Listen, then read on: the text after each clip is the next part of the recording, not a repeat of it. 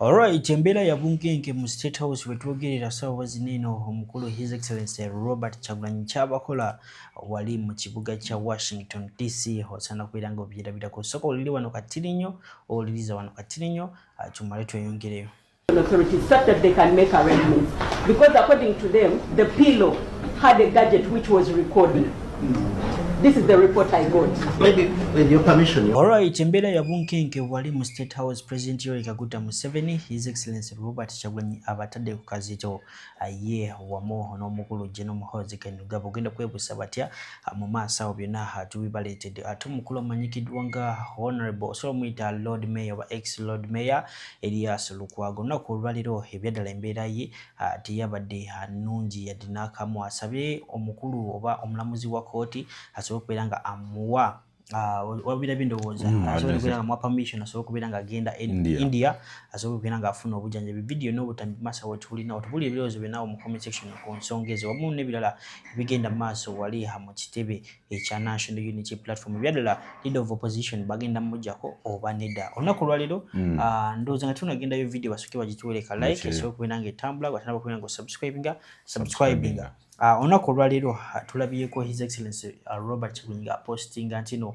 waliwo kyetwandiyise amawulire news nga wala Daily Monitor mu America ewandikidde government ya Donald Trump ng'emugamba nti no atunule mu relationship ye wamu ne Uganda awo nyini kiyambira abana struggle kakati ekitongole kino ekyamawulire bakiyise Washington Post Editorial Board evuddeyo newandikira omukulu Donald Trump nemugamba atunule mu relationship eri wakati wa Uganda ne America olw'embeera egenda maaso mu Uganda naye kino kiva ku ki kivira ddala nti abannayuganda beekalakaasa beeyongedde obungi mu mawanga ag'ebweru alabyeko awo n'Abatanzania Abannakenya Abakongo nga beegasse ku bannayuganda nga bagamba nti no ebyaddala we banaatiriza Uganda mawanga malala gajattirira nago era we kiri ate omukulu Trump n'omanyi tatudde eddakiika eyo wayisewo eddakiika nga 23 n'ateeka Uganda ku lisiti y'amawanga nga gatasaanidde kubanga okyala amawanga gano America tesobola kuva mu America n'ogenda okyala exactly agiteesemu era ekwata ndowooza kati ebadde ngawo mu kisembayo baba kagiteekako naye mawanga gano ge batakkiriza oba gotalina kubanga okyala mwe muli za Afghanistan, Iraq, Somalia, Belarus, Somalia amawanga gali politically unstable so what they mean at Uganda is right now also politically unstable exactly oba Trump alinga agamba America obutajjawa Uganda ngenda wamutubulira ebirowoozo byammwe mu comment section njagala musooke mubuulize omu ku foot soldiers ali intellectual analyst omulungi kunyumiza ku nsonga zino obanga akubuulira the importance of this message that was written to the government of the United States of America. So kajirabe mutubulira ebirowoozo byo. Okay guys, the Washington Post's editorial board has finally reacted to the lawlessness of the Mu7 regime. And it has went further to ask the United States government to review its operations with the Ugandan government led by the dictator Mu7. But this communicates to three groups of people. First of all, it communicates to Ugandans, it communicates to the United States government, and it also communicates to the regime. Now, this is what it means to the regime. It is a warning. Like the image that President Mu7 has been protecting for years, it has already broken down, and now the world is not just no longer watching, but now they are questioning it. To the United States government, this is what it means. This is exposure, that you cannot speak about democracy and stay silent when it is tested. You cannot, it is communicating to the United States that your silence is not neutrality. Your silence when Ugandans are being abducted, your silence when Ugandans are being beaten, your silence when the lawlessness in Uganda is increasing every single day is not neutrality. It is a choice. It communicates to Ugandans. Now Ugandans, listen carefully, that this is not just, this post is not just a rescue, but it is recognition. But although it is recognition, no foreign government will come and fix our country. no headline will come and change our reality overnight. Every nation became free because its people decided enough was enough. So what does we, the oppressed people, do? This is what we are supposed to do. We are supposed to stay informed, because confusion is control, and that is where the regime wants you. You have to speak carefully but consistently, because silence empowers fear. We have to organize, not just complain, because change is coordinated. It is not accidental. We have to be united and protect each other, because division is the system's strongest weapon. Fear survives when people feel alone, but systems shake when people realize they are many and they are supposed to be united.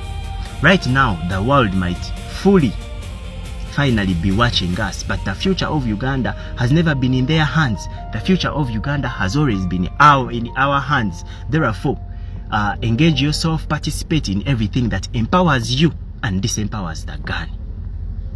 Alright, ndoza mulide bulungi nnyo analyst wa National Unity Platform. Onakulwaliro omukulu ex-Lord Mayor Elias Lukwago alabiddwako mu kooti. Fine nze mulabenga alinamu ku maanyi naye he was worried.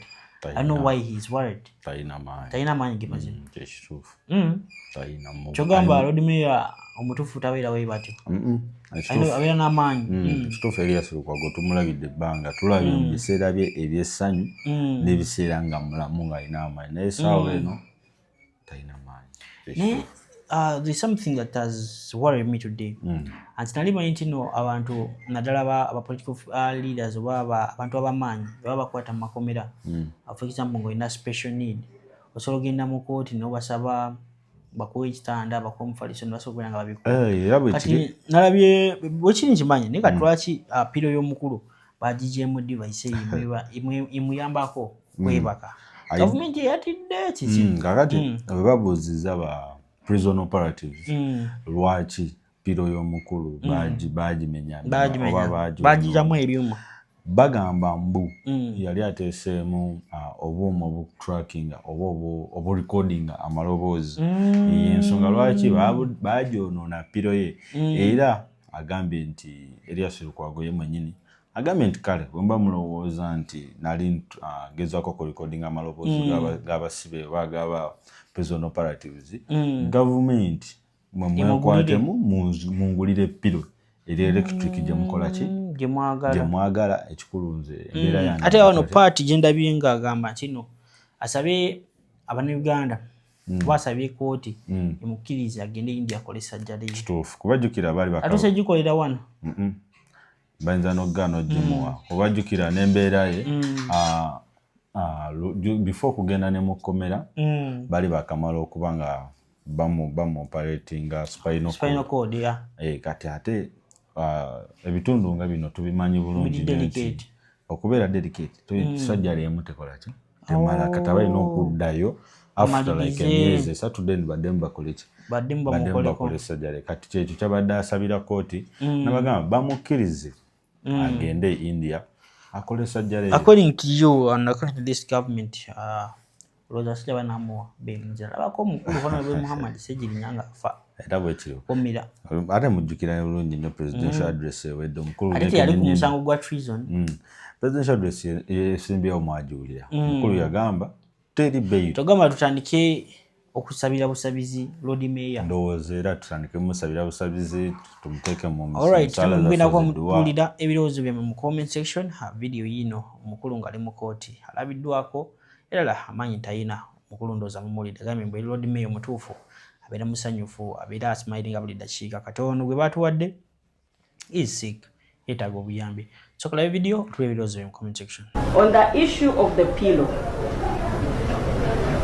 it was brought up last time. I followed up with the prison authorities and they intimated to court that it had a gadget which was recording, according to them. Yes, I'm reporting back. Yes, I'm reporting back. It had a gadget which was recording, which wasn't in conformity with the security details in Luzira. This is according to the OC, Maction Bay. So as regards the pillow, my take would be, please let your team liaise still with prison authorities, because prison has its own guidelines. let the team liaise with the prison authorities such that they can make arrangements. Because according to them, the pillow had a gadget which was recording. This is the report I got. Maybe with your permission, Your Worship. Yes. Because it has a lot to do with the integrity of my client in this case. Apparently, they and tarnishing his image in the eyes of court. I have the documents upon which this pillow was procured. So the point I wanted to emphasize, which my counsel brought up here, no order for treatment in Chico. I mean, and Your Worship, court shouldn't waste its time to make any order that I think even medical treatment in Chico. That would be waste of job. Court shouldn't waste its time with any order of treatment. Much only better. Do not help me.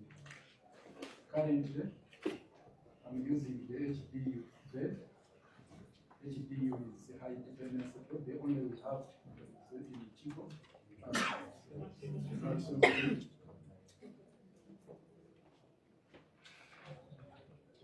And a lodger now in the hospital. I don't know how to describe the lodger, but I'm just lodging. The only thing they can do is to manage to check on my vitals, blood sugars, pressure levels, SOPs, pulse, and for that I give them credit. They have done it regularly. Because it's not good. And the situation is moving from bad to worse. Because now,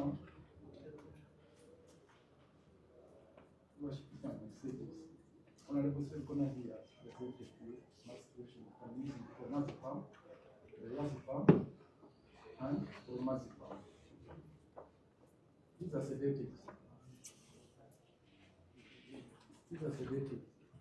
Initially, I was using amtoptrin.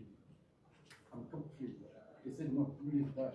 Now you try diazepam. They said, no, you leave it. Try bromazepam. Try this. Now,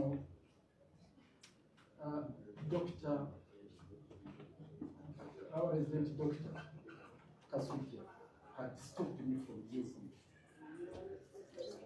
these sedatives. He said, please, you're endangering your life. But I do not see it. I said, damn that you do it, damn I do it. If I use them, I'm going to die. If I don't use them, I'm going to die. Because if I don't sleep, if I don't sleep, this insomnia, it worsens the stress of.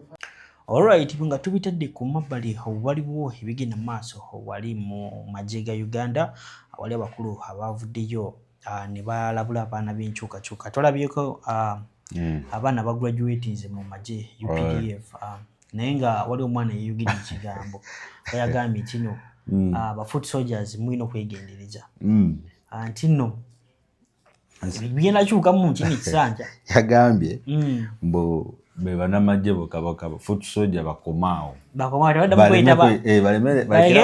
foot soldier balenga bayita bafoot nagamba mbu webinaba biganye yabadde uniform ye gakoleka UPDF nagamba if peace fails we apply the F ategeeza force naye nze ndowooza nomwana just alina excitement talina buzibu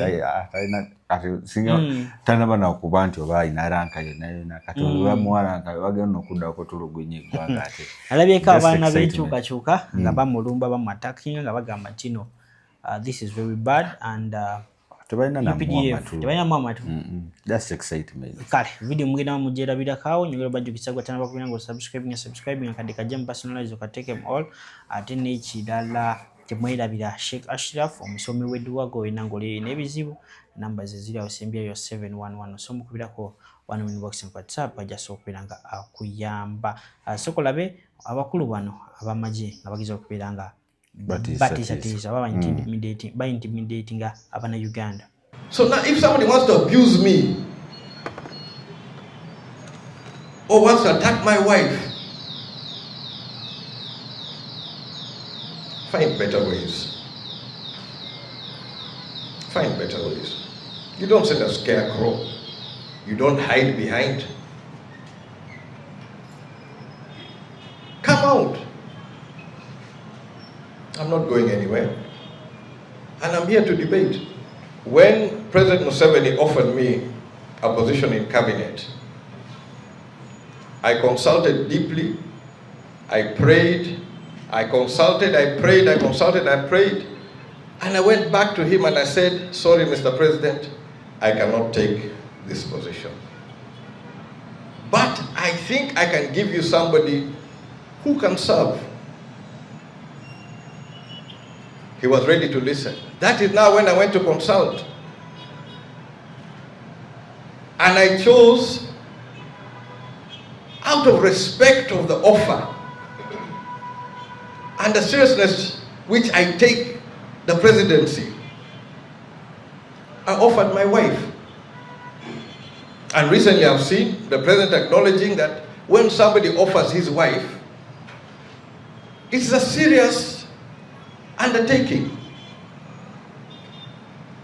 That's the seriousness which I approached the interaction. You see, one of the reasons I told the president that I cannot take up the position is I think differently. The way I approach a problem is completely different to how those on the other side. I would invite you to look for the Hansard, look for any statement, look for any show, and show me my